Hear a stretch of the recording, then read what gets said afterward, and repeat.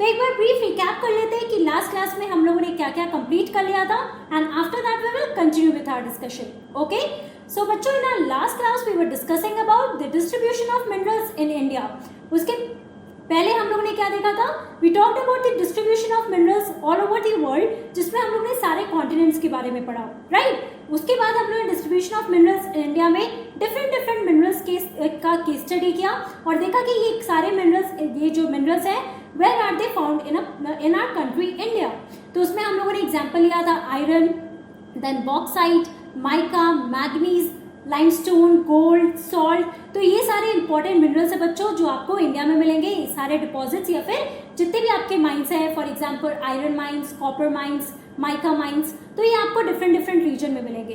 लेकिन मैंने आपको क्या बताया था, आपके लिए सिंपल क्या होगा याद रखना कि कुछ एरियाज जो थे बच्चों वो आपको हर जगह कॉमन दिख रहा था। फॉर एग्जाम्पल छत्तीसगढ़ की बात कर लो या फिर झारखंड, उड़ीसा, मध्य प्रदेश, महाराष्ट्र, तो ये आपके मेजर रीजन है बच्चों जहाँ पे आपको आयरन ओर, बॉक्साइट, कॉपर, ये सारी चीजें, ये जितने भी आपके मिनरल डिपॉजिट्स हैं ये आपको इस रीजन में मिलेगा, है ना।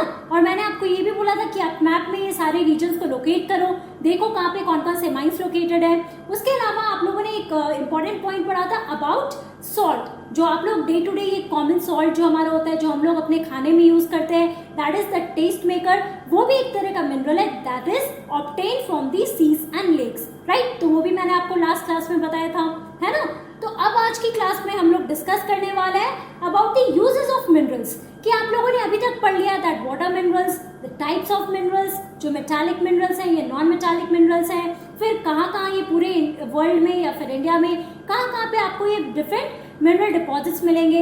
लेकिन ये मिनरल्स को एक्सट्रैक्ट क्यों किया जाता है, क्योंकि आप लोगों ने 3 प्रोसेसेस भी पढ़ा एक्सट्रैक्शन ऑफ मिनरल्स का। पहला था आपका माइनिंग, दूसरा ड्रिलिंग और तीसरा क्वेरिंग।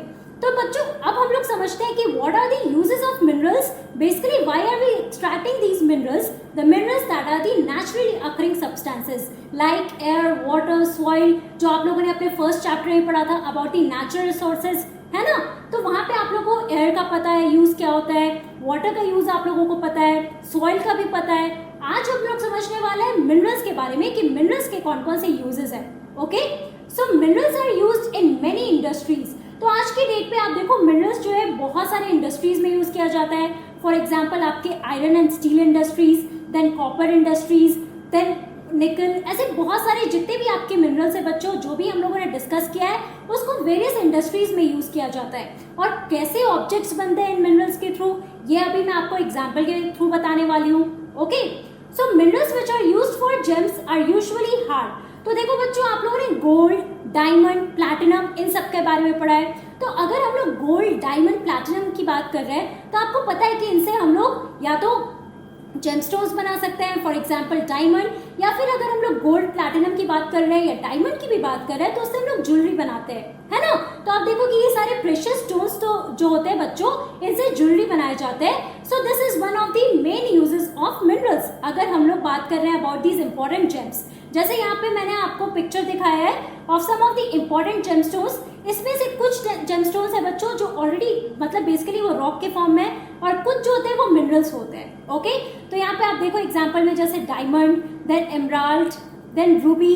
तो आप देख सकते हो कि डायमंड, एमराल्ड, रूबी इन सब से आप ज्वेलरी बना सकते हो, रिंग्स बनते हैं या फिर नेक पीस बनते हैं। तो ये सारी चीजें आप देख सकते हो कि एक तरह से हम लोग पढ़ चुके हैं about the uses of minerals for making jewelleries here. Apart from that, copper is another metal used in everything from coins to pipes. तो बच्चों एंशियंट टाइम में जब हम लोग मिडिवल टाइम की बात कर रहे हैं बेसिकली, या आप हिस्ट्री में भी पढ़ोगे कि पहले कॉपर कॉइन्स यूज होता था।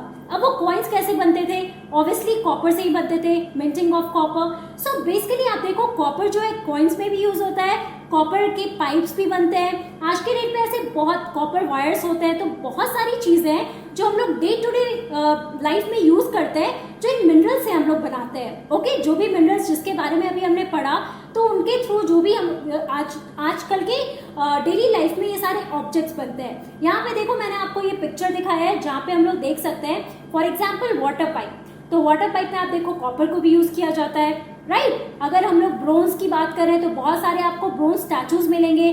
तो वो ब्रोंज है जिसको हम लोग एक्सट्रैक्ट करते हैं, डिफरेंट फॉर्म में उसको यूज किया जाता है। वॉच आप देख लो, वॉच में भी मिनरल का यूज होता है। जब लाइमस्टोन के बारे में आप पढ़ रहे थे तो ये जो बैग ऑफ प्लास्टर है इसमें बेसिकली लाइमस्टोन भी मिलाया जाता है। ओके, अगर हम किचन फॉइल की बात कर रहे हैं तो बेसिकली आपका जो एल्यूमिनियम फॉइल है वो आपको किचन में जो भी आप यूज करते हो, बहुत सारी चीजें हैं जो आज के डेट में हम यूज करते हैं, that is made up of aluminium. Okay, apart from that brass का देखो यूज कहाँ पे है, ब्रास के लॉक्स बनते हैं। तो आप देख सकते हो कि जितनी भी चीजें आप एग्जाम्पल में देख रहे हो ये आप अपने डेली लाइफ में यूज कर रहे हो। Now you can see that why are minerals important for us, क्योंकि इन्हीं मिनरल्स के थ्रू जिसका जो ओर्स हम निकालते हैं, राइट, तो उनका जो रॉ फॉर्म निकलता है उसके बाद उनको रिफाइन किया जाता है ना। अब उसके बाद फाइनली हम इनको जो इनका मेन फॉर्म होता है उसके बाद हम लोग इससे डिफरेंट ऑब्जेक्ट्स बनाते हैं। जैसे पेंसिल में आप देखोगे कि पेंसिल जो जिससे आप लिखते हो उसमें ग्रेफाइट यूज होता है, that is again one another type of mineral here. Okay, आप लोगों ने सॉल्ट के बारे में पढ़ा, that is the table salt. Apart from that car की जो बैटरी होती है बच्चों उसमें भी मिनरल यूज किया जाता है। टूथपेस्ट या फिर हम लोग स्टील नाइफ की जो बात करते हैं उसमें भी मिनरल्स यूज होता है। तो डिफरेंट फॉर्म्स में आप देखो डिफरेंट मिनरल्स जिसके बारे में भी आपने पढ़ा है, वो इन सारी चीजें, ये जितने भी ऑब्जेक्ट्स हैं जो हम अपने डे टू डे लाइफ में यूज करते हैं वहां पे आप देख सकते हो कि मिनरल्स का यूज होता है, and that is why minerals are extracted in great amount.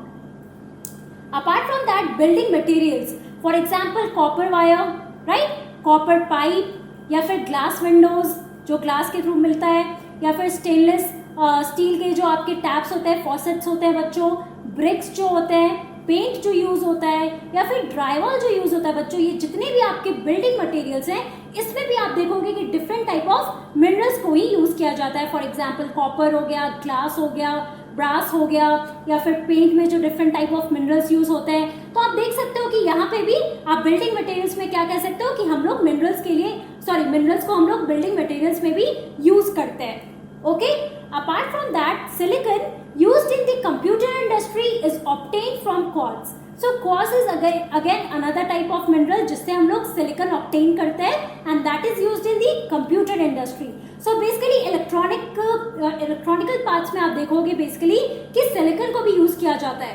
तो आप कंप्यूटर ये सब में भी यूज करोगे तो आप लोग देखोगे कि सिलिकॉन जो आपका बैटरी होता है बच्चों उसमें ये सिलिकॉन बेसिकली यूज किया जाता है, that is obtain from quartz which is a mineral here. Okay, now aluminium obtained from its ore, that is bauxite, is used in automobiles and airplanes, bottling industry, buildings and even in kitchen cookware.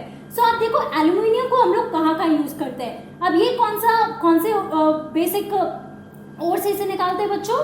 Now this is bauxite, aluminium का basic और आपका एक देखो bauxite है। Okay, अब इसको हम लोग ऑटोमोबाइल्स या फिर एरोप्लेन्स में यूज किया जाता है। तो बेसिकली आप ऑटोमोबाइल्स देखोगे जैसे कार्स हो गया, बाइसिकल्स हो गए, स्कूटर्स हो गए, तो इनका जो बॉडी पार्ट्स है बच्चों वो एल्यूमिनियम के यूज से ही बनता है। उसके अलावा एरोप्लेन्स, तो एरोप्लेन्स में भी आप देखोगे जो भी इनका बॉडी पार्ट होता है वो हम लोग एल्यूमिनियम से बनाते हैं। बॉटलिंग इंडस्ट्री, तो जो भी आप बॉटल्स भी देखते हो, कैंस देखते हो बच्चों, वो भी एल्यूमिनियम के यूज से बनता है। उसके अलावा बिल्डिंग्स में भी आप देखोगे एल्यूमिनियम का यूज होता है। किचन वेयर्स, फॉर एग्जांपल यहाँ पे आप देखो ये सारे आपके किचन यूटेंसिल्स है ना।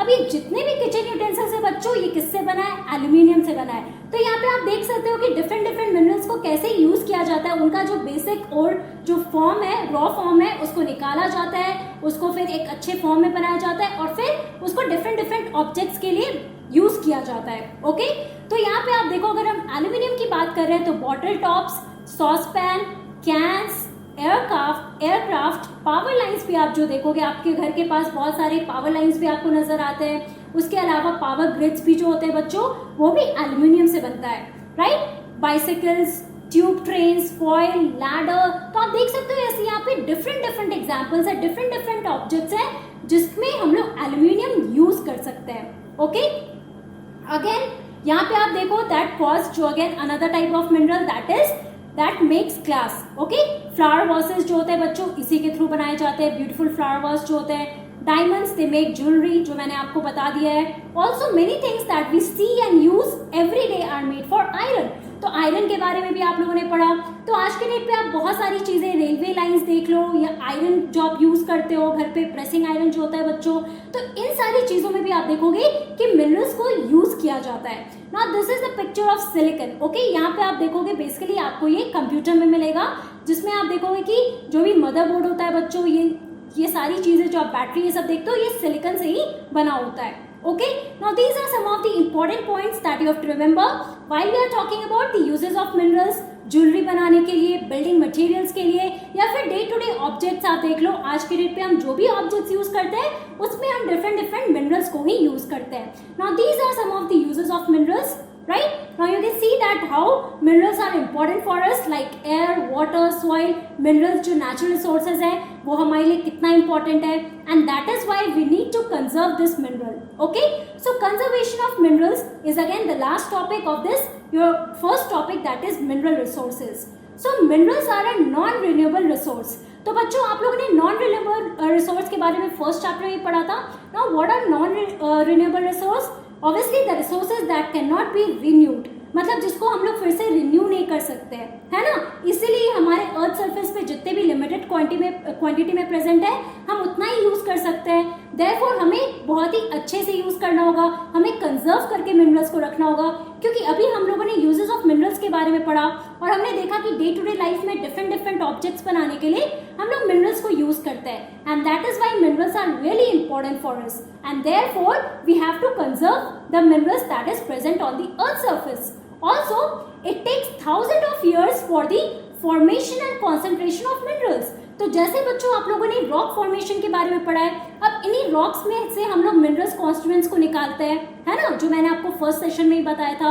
अब आप देख सकते हो कि रॉक फॉर्मेशन में बहुत ही प्रॉपर अच्छा खासा टाइम लग जाता है, वैसे ही मिनरल्स को भी फॉर्म होने में इट टेक्स ऑलमोस्ट 1000 ईयर्स। अब आप सोचो कि 1000 ईयर्स तक, मान लो अगर हम बहुत ही ज्यादा मिनरल्स एक्सप्लॉइट करते जा रहे हैं, एक्सट्रैक्ट करते जा रहे हैं, तो मान लो एक टाइम होगा जब मिनरल्स हमारे अर्थ सरफेस पे रहेंगे ही नहीं, तो क्या कोई 1000 ईयर्स वेट कर सकता है? क्योंकि इतने सारे ऑब्जेक्ट्स आप मिनरल्स के थ्रू बना सकते हैं हम लोग, तो उनके लिए हमें मिनरल्स का जरूरत होगा, है ना। Therefore, it is important for us to conserve the mineral resources also. Now, how can we do that? So basically, the rate of formation is much smaller than the rate at which the humans consume these minerals. तो आज के date पे आप देखोगे बच्चों कि minerals को बहुत ही ज़्यादा एक्सट्रैक्ट किया जा रहा है, चाहे वो नेचुरल गैस हो, ऑयल हो या पेट्रोलियम हो, या फिर आपकी आयरन ओर्स हो, कॉपर ओर्स हो, तो ओर्स हो।